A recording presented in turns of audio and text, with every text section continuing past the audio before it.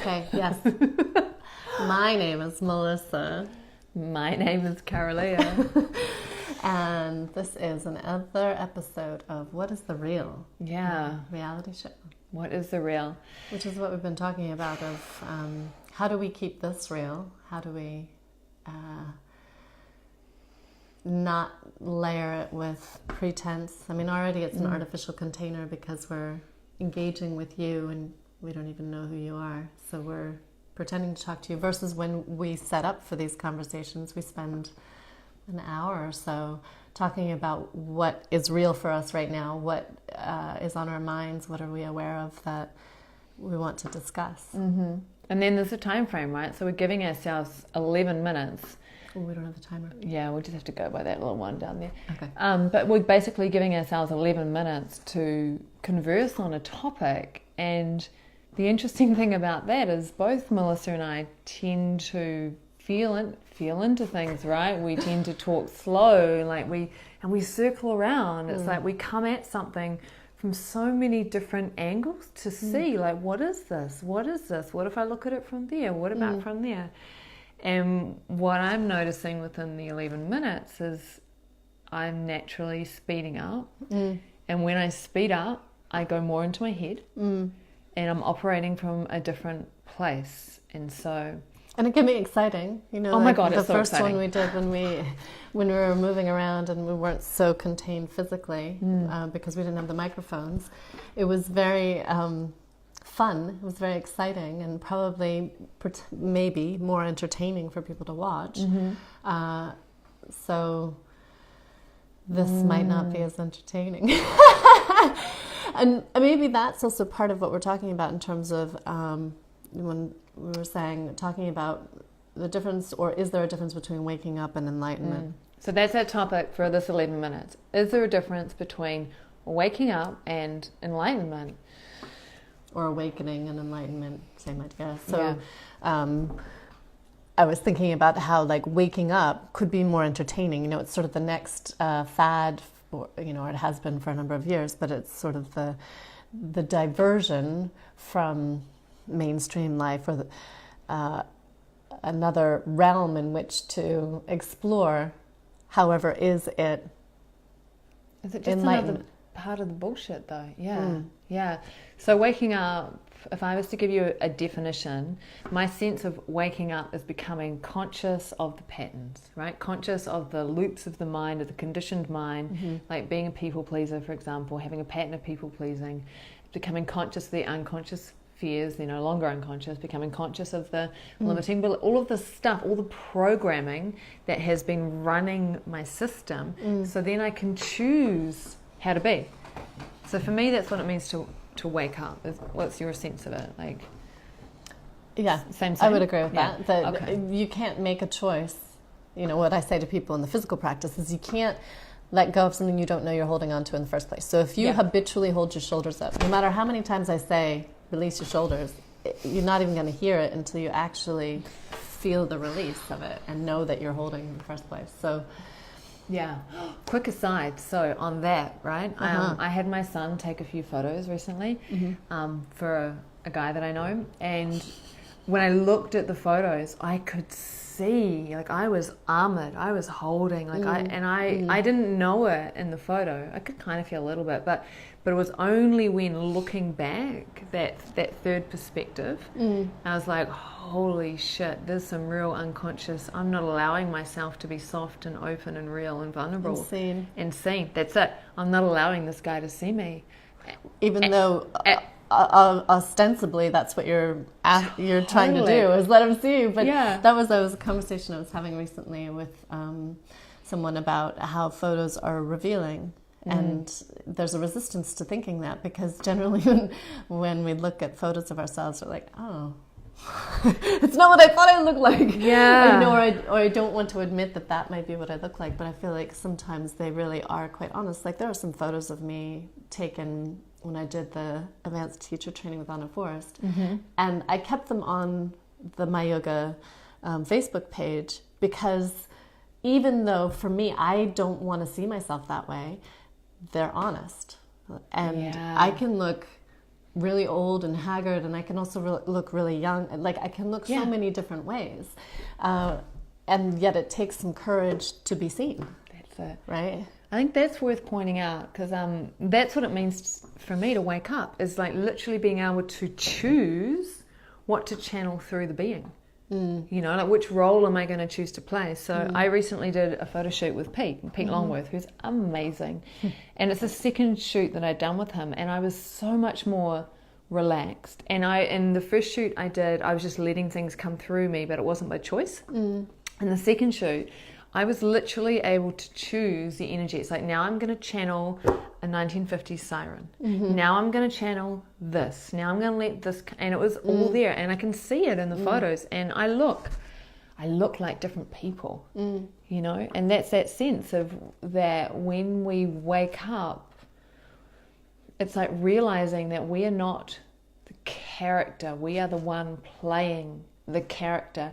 And once we have that realization, it's like, oh, I can choose any choose to wear ears. play. Yeah, I can choose this character today, even if it's a character people assume I always am. I like it. You know what? And I think on the next one, I'm going to be a completely different character, just to like put that across. I don't know if I could pull it off, but I could try, right? It's a challenge. It's a challenge.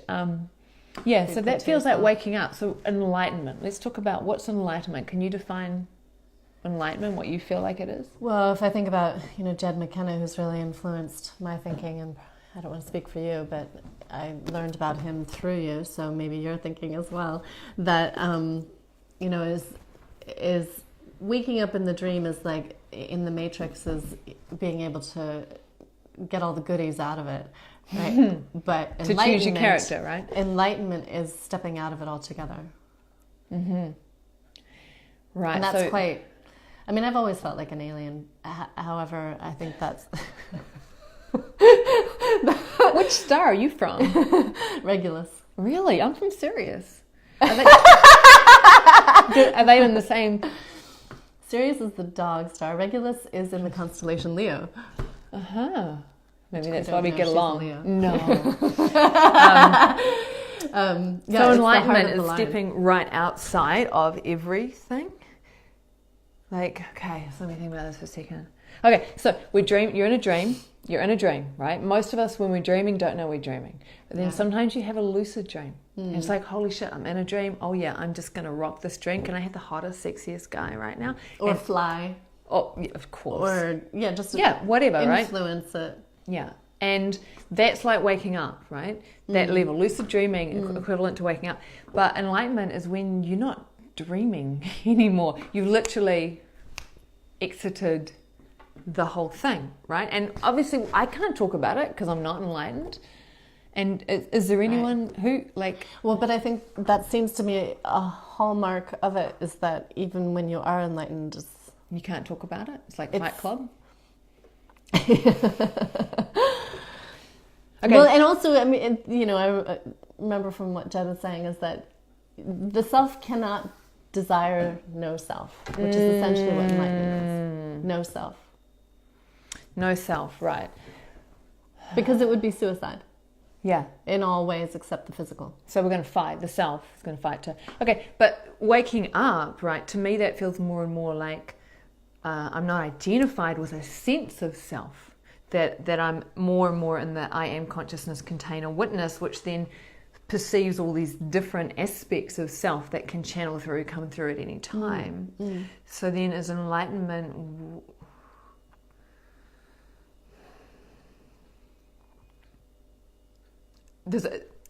It's blank. Like when I feel into it like that, it's a total blank. Can't talk about it, can't sense it. It seems like a nonsensical thing. Well, I know, and I'm not saying that this is enlightenment or that I'm enlightened at all. Disclaimer. That's not what I'm saying. But one of the things that I found kept coming back to my mind from reading Jed was he was talking about, you know, this path that we start to walk, the awakening enlightenment path, is that it can feel like you're walking along in the woods, and then all of a sudden the woods turns into like this mudslide, and you're sliding along at breakneck speed, completely out of control, and that becomes normal. So what was normal was walking, but then now you're not in control, and yet that is normalized, and then you're like spit out into empty space, floating around, and then that becomes normal. And that's one of the things that I feel like I felt, and I was feeling today, that sense of when there's exciting things to do, and it could be aversion or attraction. It could be that there's something that is difficult and yet it's drawing my energy. And there can just as easily be something that's compelling and exciting, and it's the next new thing for me to up level, and that's drawing my energy. The space in between is really disorienting because there's nothing. Yes. And who would want that? I think, yeah, that's it, right? I think that's where I've been sitting the last few days. Like, I've been sitting in that space. Like, there's no problem in my life. Right. There's no problem. That's there's why I haven't heard angst. from you.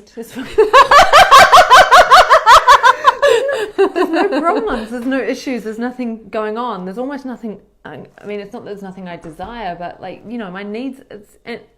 And I'm angsty. I'm fucking angsty. I'm like, but I need to get my teeth stuck into, and it's like that. It's like we feed on.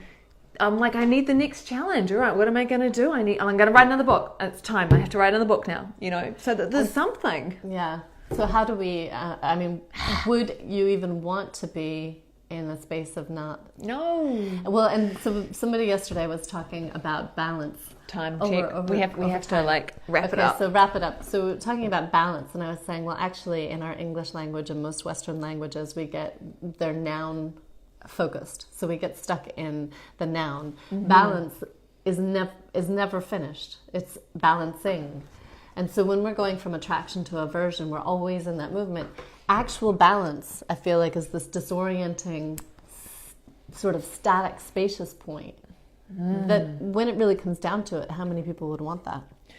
Well, I don't think anyone wants to be enlightened if they understood what it was. But okay, I know we're out of time. I just want to sum it up real quick. So for me, waking up has been about lessening suffering. There was so much suffering and pain in my life that I'm like, I need to wake up so that I can step out of suffering and I can come from joy and I can be in bliss and I can be in flow, and it's amazing. And it worked. It worked. It's done the thing. So now that's done. Now what? Now what? Catch you next time. Next time. When we won't answer the question. Did we? But we will explore. There's always going to be exploring.